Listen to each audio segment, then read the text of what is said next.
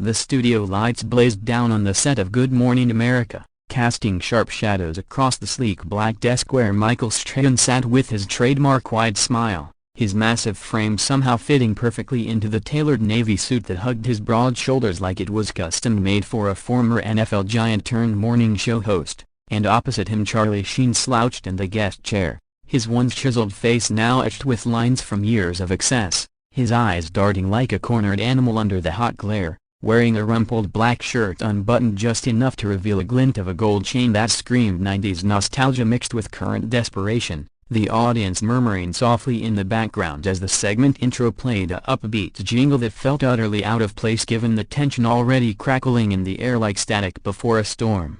Strahan leaning forward with the disarming charm he perfected over years of interviewing everyone from pop stars to presidents, saying good morning to America and introducing Charlie as the legendary actor from 2.5 Men and Platoon, a man who has lived 1,000 lives in Hollywood's wild underbelly, and Charlie forcing a grin that didn't reach his eyes, muttering yeah legendary whatever under his breath but loud enough for the mic to catch it, the crowd chuckling nervously because everyone knew Charlie's history of meltdowns and comebacks, his tiger blood rants from a decade ago still meme fodder on social media, and Strahan transitioning smoothly into the reason for the appearance, Charlie's new memoir supposedly about redemption but rumored to be a scorched earth tell-all spilling beans on ex-wives, co-stars, in the industry that chewed him up and spat him out, asking Charlie how it feels to finally set the record straight after all these years of silence or rather explosive interviews that made headlines for all the wrong reasons, Charlie shifting in his seat,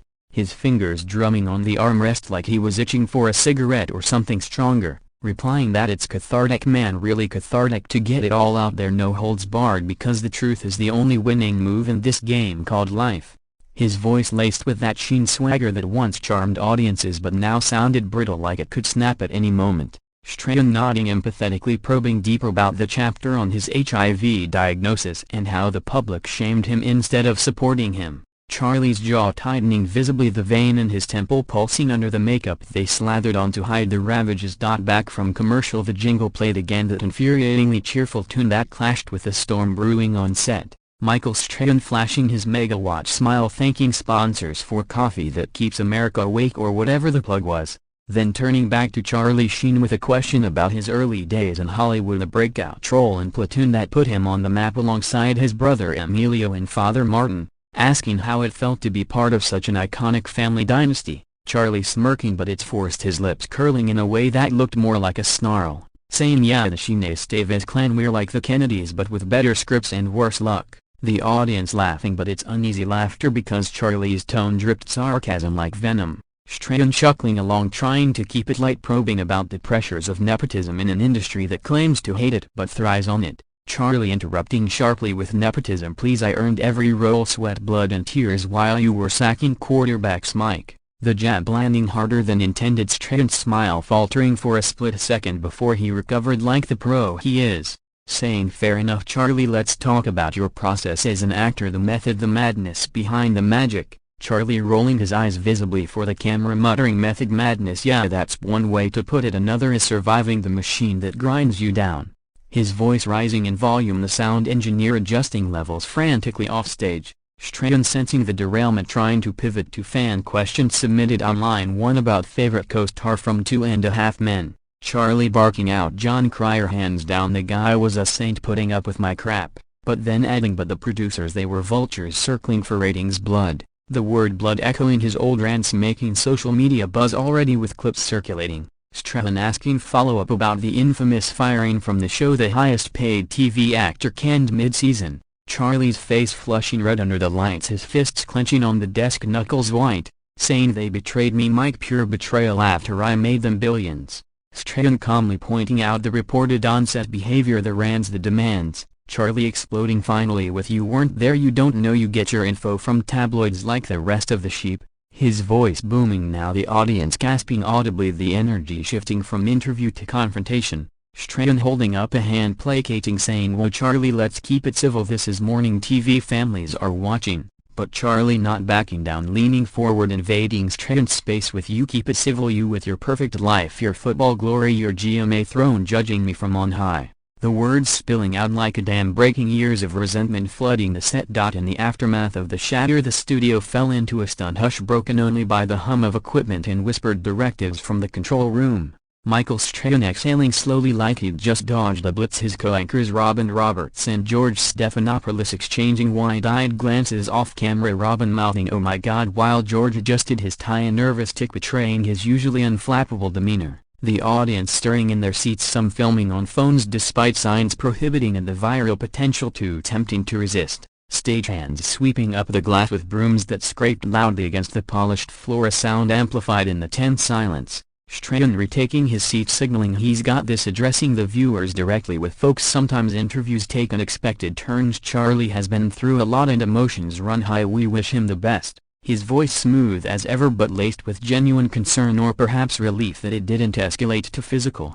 The show cutting to a pre-taped segment about holiday recipes to buy time and reset the vibe, cheerful music swelling as a chef demonstrated turkey carving like nothing happened. But backstage chaos reigned. Charlie Sheen barreling down the hallway, his entourage trailing helplessly, one assistant pleading, "Mr. Sheen, please calm down, we can fix this." But Charlie shoving past, trending incoherently about conspiracies and backstabbing, how Strahan ambushed him with gotcha questions designed to humiliate. His publicist on the phone already spinning to media outlets claiming Charlie was provoked off his meds or some excuse to mitigate the PR nightmare. Security escorts guiding him towards the exit, not forcefully but firmly to avoid further incidents. Charlie pausing at a monitor replaying the clip, his own face twisted in rage, staring back at him, and for a moment he looked almost shocked, like seeing a stranger, muttering what the hell was that before shaking it off and demanding a car now. Outside the ABC building in Times Square, paparazzi swarming like sharks, scenting blood, flashes popping as Charlie emerged, disheveled shirt untucked, eyes wide, pushing through the crowd yelling, "No comment, get out of my face." One photographer getting too close, Charlie swinging a wild haymaker, missing but close enough to scatter the pack. Police on site for crowd control intervening, calmly escorting him to a waiting SUV, the door slamming shut as it sped away, tires screeching on the asphalt. Inside the vehicle, Charlie slumping in the seat, head in hands, his manager dialing lawyers and crisis PR firms preparing statements of regret or defiance depending on the strategy. Hours after the eruption, the fallout continued to unfold like a slow-motion car crash impossible to look away from. Michael Strahan wrapping up the show with his usual sign-off, live from New York. I'm Michael Strahan, have a great day America. But his smile a tad strained, the events lingering like smoke after a fire. Heading to his dressing room where his team debriefed, high fives for handling the curveball but sober discussions about guest vetting in the future. Strahan sipping coffee, reflecting on his own journey from gridiron to green room, how he's interviewed dictators and divas but nothing quite like Charlie's volcanic unpredictability. Meanwhile, Charlie Sheen en route to his private jet or wherever his escape plan led, ranting to his inner circle about lawsuits and expose copyright tests, how he'll sue ABC for defamation, ambush journalism at its finest. His lawyer on speakerphone advising, calm down Charlie, don't poke the bear, they'll counter with your history. But Charlie not listening, pacing the SUV's interior like a caged tiger, blood boiling over again. Arriving at Teterboro Airport, paparazzi in tow, somehow always one step ahead, flashes illuminating the tarmac as he boarded the Gulfstream steps, his middle finger raised in defiance, a photo that would grace tabloid covers by dawn. In flight he downed minis from the bar, tweeting sporadically, Strahan exposed, claiming the host had a personal vendetta from some forgotten slight years ago, perhaps a party snub or a rival endorsement deal, the conspiracy weaving itself in real time. Landing in LA, the city of angels that devoured its own, Charlie whisked to his mansion in the hills, gates closing behind him, paparazzi drones buzzing overhead like vultures. Inside he blasted music, old rock anthems from his Wall Street days pouring over the book manuscript, adding a new chapter about the interview, the ultimate betrayal to Jews sales. His kids calling worried from afar, Denise mediating, please dad get help, but Charlie brushing it off, I'm fine, better than ever, this is publicity gold. Agents fielding offers from reality TV producers wanting a Sheen Meltdown series or podcast confessional, the chaos monetized before the dust settled. Back in NYC, Strahan dining with friends recounting the moment the glass hit the floor, the collective gasped, the split-second decision to stand or stay seated, opting for the escalation like defusing a bomb. Praise rolling in from network execs, ratings bonanza, the clip embedded in evening news montages, Charlie loses it again, headlines screaming across chyrons. Psychologists on cable panels diagnosing from afar bipolar triggers substance relapse, the pressures of aging in Hollywood's youth-obsessed glare. Charlie's past interviews resurfacing, the 2011 media blitz winning Warlock's Tiger Blood now juxtaposed with today's tirade, a pattern of self-destruction or cry for help depending on the narrative. Fans divided online, some cheering his authenticity, fuck the system, others decrying his entitlement spoiled brat syndrome. The water glass becoming iconic merchandise, mock-ups on Etsy, shattered dreams, tumblers selling out. Strahan's brand enhanced the Cool Under Fire host, memes of him as a superhero cape optional.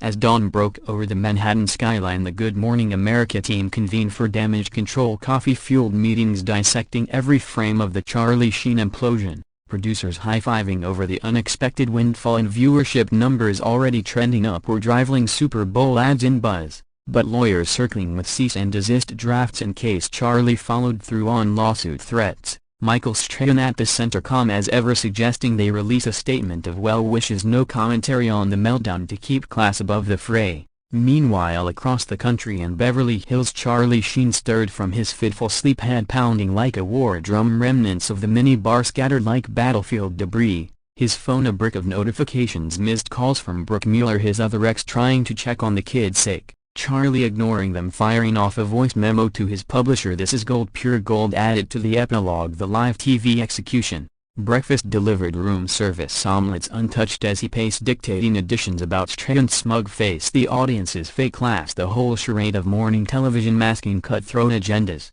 His reflection in the mirror, a ghost of the Adonis from Major League, eyes bloodshot but burning with defiant fire. Deciding on retaliation, a video response uploaded to his YouTube channel. Grainy webcam setup, Charlie in a row ranting for 20 minutes straight about ambush tactics, how Strahan baited him with personal digs, the network complicit in character assassination. Views climbing fast, subscribers notifying the algorithm, loving the drama. Comments flooding in support and scorn alike. "You're a legend, Charlie," versus "Get help, man, you're done." The polarization fueling the fire, Charlie feeding off it like vintage energy. Booking a spot on TMZ, Liv Harvey Levin eager for the exclusive. Charlie spilling more bins about behind-the-scenes GMA dirt, alleged producer plants in the audience to boo or cheer on cue, conspiracy deepening. Strahan preempting on his own show, a brief mention, "We're thinking of Charlie, hope he's okay." Moving on to positive stories, a segment on puppy adoptions to cleanse the palate, audience cooing at the fluff. But the shadow lingered, clips replayed in slow-mo, the finger point, the glass smash analyzed like Zapruder film. What was the trigger moment? The exact question that lit the fuse. Experts weighing in, body language gurus noting Charlie's crossed arms closed off from the jump, the interruption pattern, classic defensiveness escalating to aggression. Charlie's camp releasing a statement through PR Newswire. Mr. Sheen was passionate in defending his truth. The interview deviated from agreed topics. "We regret any disruption." The blame shift subtle but clear. Sales data pouring in, memoir rocketing to #1 on bestseller lists, controversy the ultimate aphrodisiac for book buyers. Charlie celebrating with a cigar on the balcony overlooking the smoggy LA basin, toasting to winning again, the phrase a talisman against defeat. Interviews lined up, Joe Rogan podcast in the works, 3 hours of unfiltered Sheen, the holy grail for fans of long-form chaos.